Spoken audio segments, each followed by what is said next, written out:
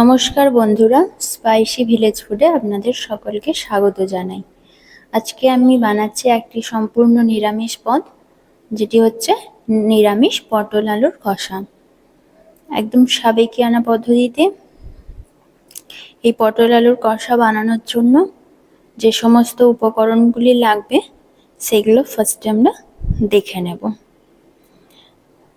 প্রথমে আমি এখানে কেটে নিয়েছি 3টে মিডিয়াম সাইজের আলু, এইভাবে টুকরো করে কেটে নিয়েছি। পটল 8 পিস, কিছুটা খোসা ছাড়িয়ে এই শেপে কেটে নিয়েছি। এরপরে লাগছে আদা বাটা 1 চামচ, 3টে কাঁচা লঙ্কা ও একটা মিডিয়াম সাইজের টমেটো। এখানে আমি নারকেলটা কুড়িয়ে বেটে রেখেছি। 1 চামচ হলুদ, 1 চামচ শুকনো লঙ্কা, 1 চামচ জিরে, 1 চামচ ধনিয়া গুঁড়ো লাগছে এবং নুন ও তেল মাপ মতো। প্রথমে একটি কড়া গ্যাসের চুলায় বসিয়ে গরম করে নিয়েছি। এবার আমি দিয়ে দেব সর্ষের তেল। তেলটা গরম হওয়া পর্যন্ত অপেক্ষা করব। এবার এখানে আমি দিয়ে দেব আলুগুলো ভাজার জন্য। তেলটা ভালোভাবেই গরম হয়ে গেছে। এবার সমস্ত আলুগুলো দিয়ে দিচ্ছি ভাজার জন্য।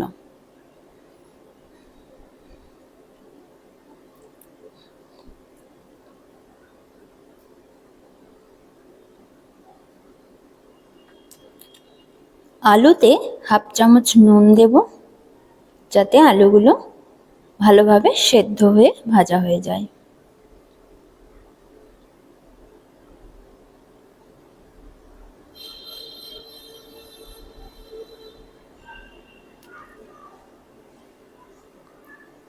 এবং আলু আর নুন সমস্ত কিছু ভালোভাবে মাখিয়ে ভাজতে দেব।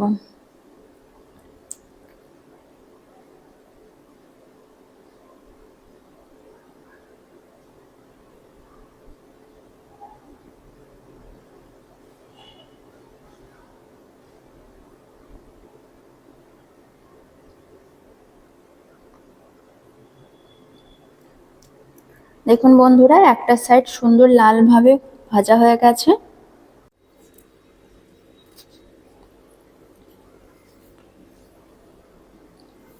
এরপরে এই আলু ভাজার তেলেই পটলগুলো সব ভেজে নেব। এখানে পটলগুলো দিয়ে দিলাম।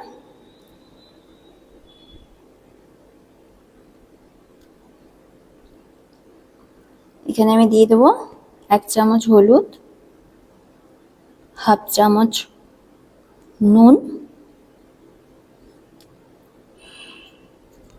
হলুদ আর নুন দিয়ে ভালোভাবে মিশিয়ে পটলগুলো ভাজতে দেব।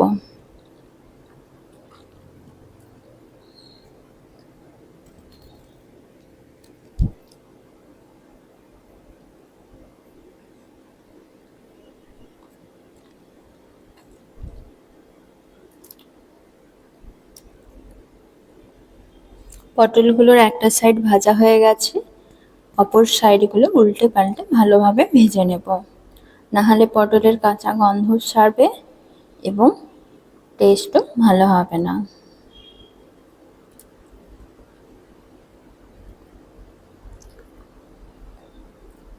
পটলগুলো খুব লাল করেই ভাজতে হবে।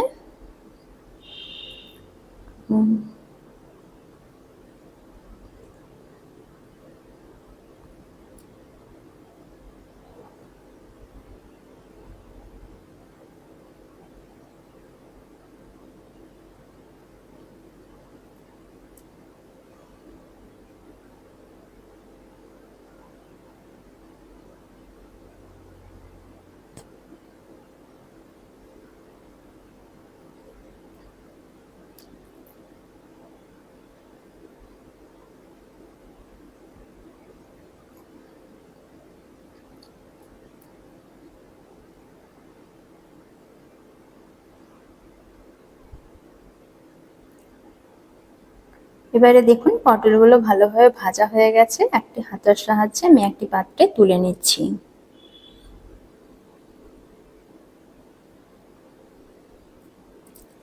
পটল ও আলু ভাজার তেলে আমি এবার আরো 2 চামচ সর্ষের তেল দিয়ে দেব।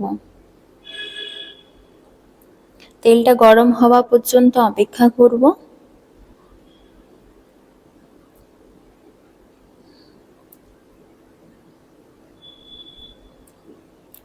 দেখুন তেল ভালোভাবে গরম হয়েছে, ধোঁয়া ছাড়তে শুরু করেছে।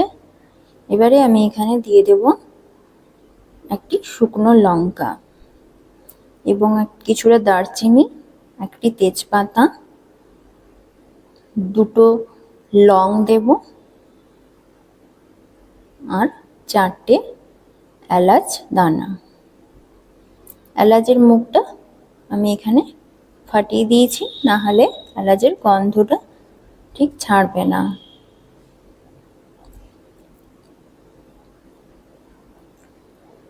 মশলাটা ভাজা হয়ে সুন্দর একটা গন্ধ আসবে, সেই সময় আমি দিয়ে দেব 1 টুকরো করে রাখা টমেটোগুলো এবং 3টে কাঁচা লঙ্কা দিয়ে দেব এবং টমেটোটা প্রথমে একটু ভালোভাবে ভেজে নেব যাতে তার কাঁচা গন্ধটা না ছাড়ে।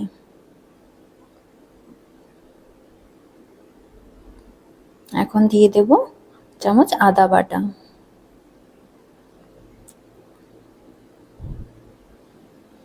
এবং আদার সঙ্গে 1 চামচ নুন দিলাম এবং আদাটা ভালোভাবে ভেজে নেব যাতে তার কাঁচা গন্ধ না থেকে যায়।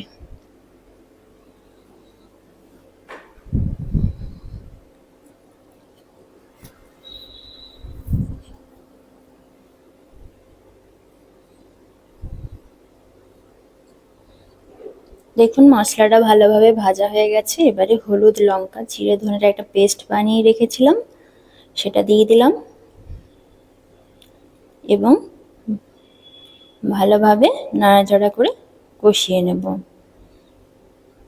মশলাটা যাতে আবার পুড়ে না যায় তাই আমি বাটি ধোয়া জলটা দিয়ে ভালোভাবে কষাবো।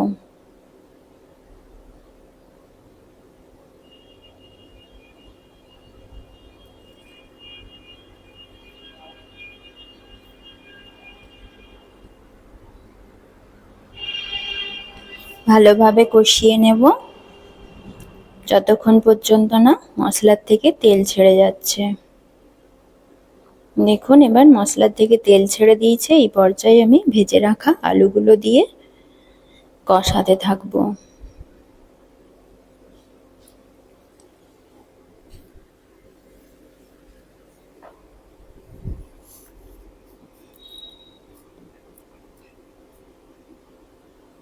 এবার অল্প একটু জল দিয়ে কষাতে থাকবো যাতে মশলাটা পুড়ে না যায়।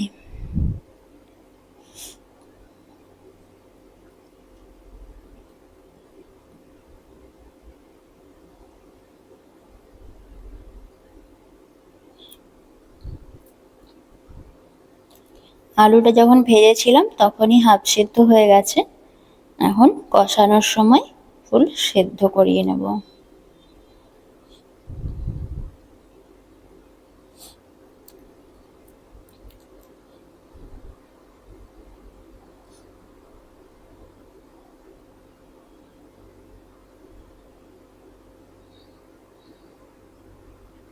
নিরামিষ দিনে আপনারাও এই পদটি রান্না করে খেতে পারেন, খুবই টেস্টি হয় এবং সুস্বাদুও হয়।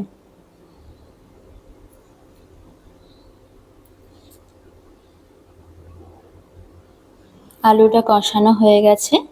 এই পর্যায়ে আমি এখানে দিয়ে দেব পটল ভাজাগুলো এবং সেই সঙ্গে নারকেল কুড়িয়ে যে বেটে রেখেছিলাম সেটি একসঙ্গে দিয়ে কষিয়ে নেব।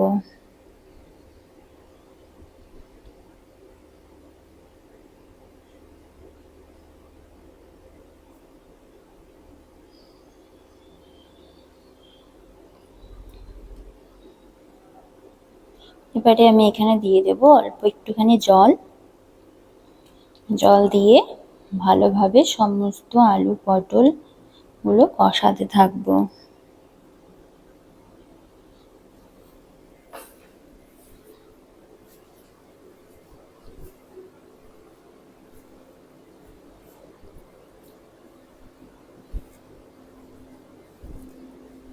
দেখুন সবজির কালারটা কি সুন্দর হয়েছে।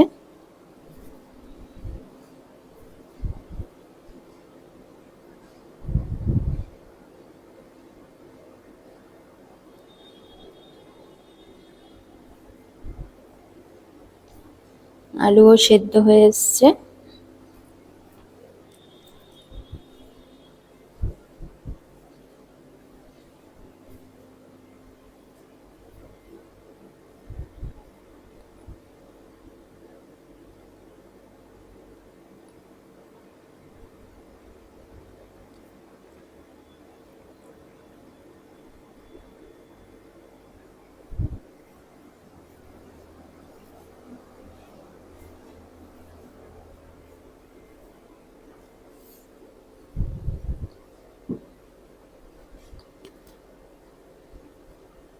কষানোর ফলে মশলাটা একদম শুকনো হয়ে এসছে এবং তেলও ছাড়তে শুরু করেছে।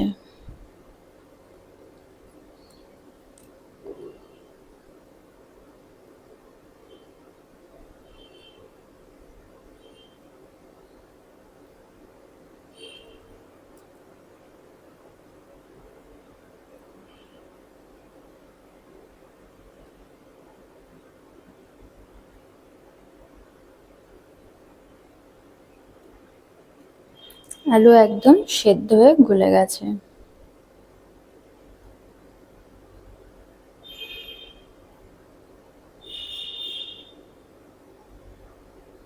এবারে আমি দিয়ে দেব এখানে 1 বাটি জল।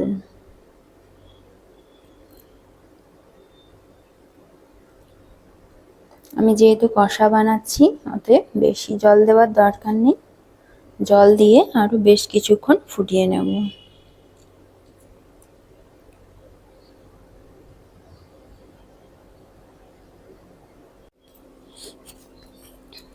জল দেওয়ার পরে ফুটতে শুরু করেছে। এই পর্যায়ে 1 চামচ চিনি দিয়ে দেব।